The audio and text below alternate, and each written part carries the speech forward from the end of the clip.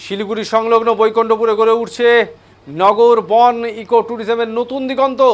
বিশ্বমানের পর্যটন কেন্দ্র তৈরির পরিকল্পনা। উত্তরবঙ্গের অন্যতম সবুজ অঞ্চল বৈকুণ্ঠপুরে গড়ে উঠতে চলেছে বড়সড় নগর বন প্রকল্প। রবিবার বিকেলে বৈকুণ্ঠপুর নগর বন এলাকা পরিদর্শন করেন রাজ্যের বন ও পরিবেশ মন্ত্রী মনোজ রাও।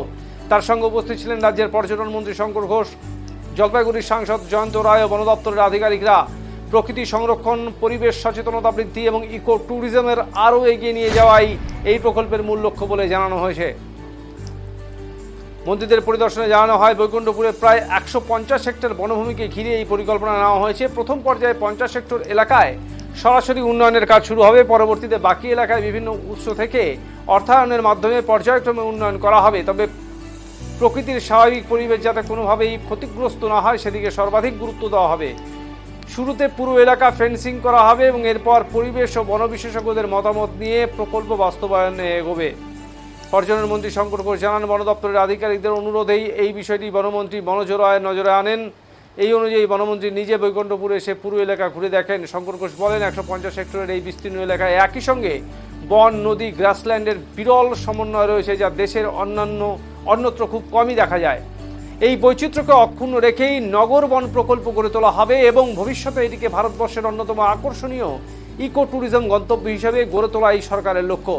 তিনি আরও বলেন, পর্যটনের পাশাপাশি পরিবেশ সংরক্ষণ ও মানুষের মধ্যে সচেতনতা বৃদ্ধির বিষয়টিও এই প্রকল্পের অন্যতম উদ্দেশ্য। বিশেষজ্ঞদের পরামর্শ নিয়ে এমনভাবে উন্নয়ন করা হবে যাতে প্রকৃতির ভারসাম্য বজায় থাকে। তার দাবি, ভবিষ্যতে বৈকুণ্ঠপুর নগর বন শুধু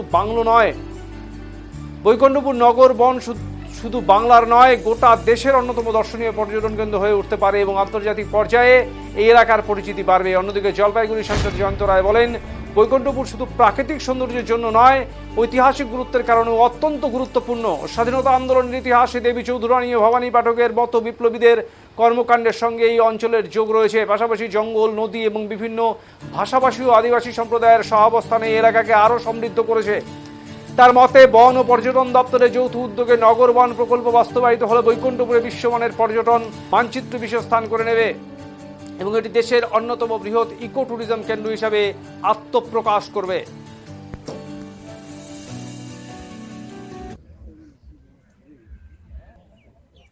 বলছি, আমার সাথে আছেন রাজ্যের পর্যটন মন্ত্রী মাননীয় শঙ্কর দা, সাথে অনারেবল এমপি ডক্টর জয়ন্ত দা এবং আধিকারিকরা। আমাদের যেটা মূল কনসেপ্ট হচ্ছে যে নগর বনকে বাঁচানো। সেক্ষেত্রে সেন্ট্রাল স্কিমের একটা আছে নগর বন প্রকল্প। তার মধ্যে দিয়ে যেমন করে আমরা বনকে রক্ষা করতে পারবো, তার সাথে ট্যুরিস্টকে অ্যাট্রাক্ট করতে পারবো এবং মানুষের কাছে একটা অ্যাট্রাকটিভ কিছু জিনিস পাবে, অ্যাওয়ারনেসটা হবে। তো সেটা নিয়ে আমরা একটা প্রকল্প করতে চাইছি। এখানে প্রায় 143 হেক্টরের বেশি, যা উনি যারা বলছেন, প্রায় 150 হেক্টর আছে। তার মধ্যে এখানে আমাদের ডিপার্টমেন্ট প্রায় 50-এর মতো আমরা হেক্টর আমরা সরাসরি করবো। বাকিটা তার আশেপাশ থেকে আর ফান্ড নিয়ে মোটামুটি করছি, যাতে নেচার কোনোভাবে বিঘ্নিত না হয়। আর পুরোটা ইন্টেক্ট থেকে নিয়ে কি কি প্রকল্প করা যায় না করা যায়, তার জন্য অনারেবল এমপি সাহেব আছেন, পর্যটন মিনিস্টার আছে, তাকে নিয়ে আমরা আলোচনা করব। তো সেটাই অনেকটা ইকো ট্যুরিজম বেসডই হবে। এই না, অ্যাকচুয়ালি যেটা কুয়েডোটা তার পাশেই আছে, এখানে সে কোনো খবর নিজেকে যেটা সে হয়তো ঢুকে যেতে পারে, আলাদা জিনিস আছে। কিন্তু এখানে পুরোটাকেই আমরা প্রায় 150 হেক্টর পুরোটাকেই নগর বনের আওতায় আনছি। আর যেটা কুয়েডো সেটা একটু পাশেই আছে, আর সেটা ইন্টিগ্রেট রাখা হবে। পুজোর আগে মোটামুটি সেরকম কোনো আলোচনা হয়নি। প্রথম কথা হচ্ছে এই বনটাকে সুরক্ষিত করে এনক্রোচমেন্ট বন্ধ করা। তারপর অল্প অল্প কি কি অপশান যাতে মানুষ উপকৃত হয়, মানুষ আসতে পারে। যেরকম মনে করুন ইয়োগা সেন্টার হতে পারে, যেমন ইলেকট্রিক ভেহিক্যাল জিপ সেটা চালানো যেতে পারে। সেরকমই একটা যদি ট্রেনের ইলেকট্রিক ট্রেন সেটা যদি লাগানো যায়, মানুষের হাঁটাহাঁটির যদি ব্যবস্থা করে দেওয়া যায়, পুরোটাই আমরা আলোচনা সাপেক্ষ। এখানকার যারা আছেন তার সাথে আলোচনা করে নিয়ে, আমাদের নেতৃত্ব আছেন, আলোচনা করে নিয়ে একটা আমরা প্রপোজাল পাঠিয়ে দেবো। মোটামুটি হবে একটা আমরা আইডিয়া করেছি 150 হেক্টরের মতো। বেঙ্গল সাফারি সেটা তো একটা চেঞ্জ হতেই থাকে। সেটা যেটা ছাড়া হবে সেটা হচ্ছে বক্সায় 2 অক্টোবর বাঘ ছাড়া হচ্ছে, চালু হচ্ছে পুজোর আগে। হ্যাঁ, এটা কিছু চলছে যে আমাদের তার সাথে বাঘ ছিল, সবই ছিল, এখন সিংহ ময়দানে নেমে পড়বে আশা করি।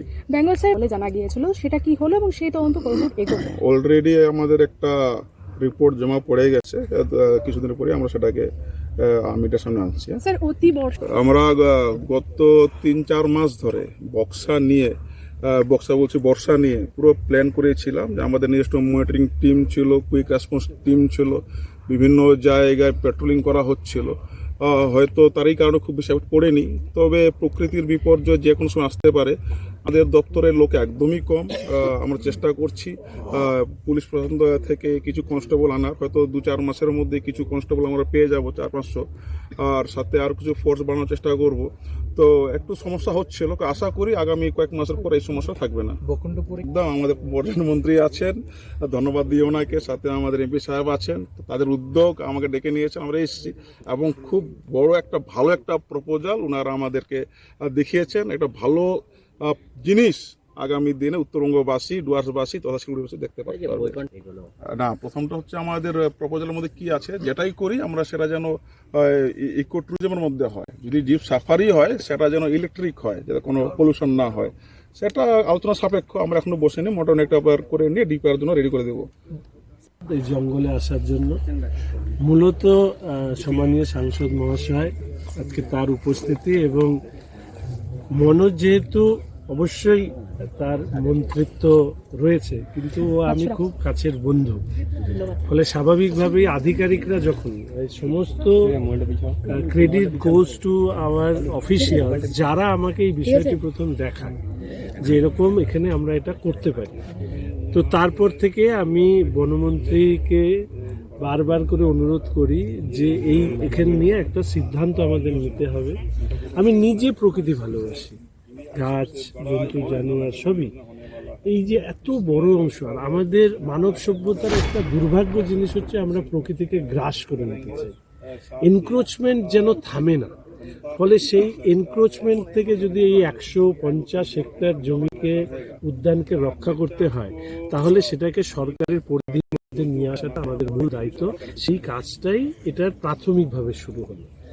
দেখুন, আমি বিশেষজ্ঞ নই, মনোজ, আমরা সবাই দায়িত্বে এসেছি, আমরা শেখার আগ্রহ নিয়ে এসেছি।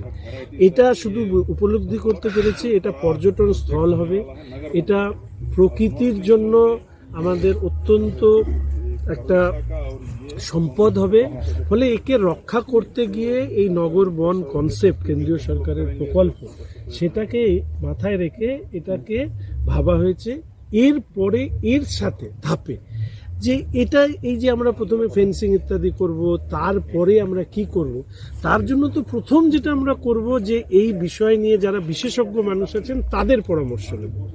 আমরা সব মানুষের পরামর্শের পাশাপাশি বিশেষজ্ঞ মানুষের পরামর্শ নিয়ে আমি বলছি যে ভবিষ্যতে ভারতবর্ষের অন্যতম বড় আকর্ষণ কেন্দ্রবিন্দু হবে পর্যটনের ক্ষেত্রে বৈকুণ্ঠপুর নগর বন।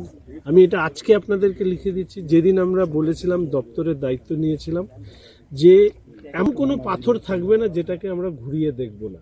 পশ্চিমবঙ্গে পর্যটন যেরকম তার চূড়ান্ত লক্ষ্যে পৌঁছবে, তার পাশাপাশি এই ধরনের নতুন, মানে আমি প্রত্যেকের কাছে অনুরোধ করছি যে আপনাদের যদি নতুন কোনো ভাবনা থাকে, প্রকৃতিকে রক্ষা করার প্রশ্নে, পর্যটনকে বিকাশ করবার প্রশ্নে, স্থানীয় মানুষকে যুক্ত করবার প্রশ্নে, কর্মসংস্থান বৃদ্ধি করবার প্রশ্নে, রেভিনিউ জেনারেট করবার প্রশ্নে, you are all welcome to our department. দিন আমরা সেগুলো করে দেখাবো।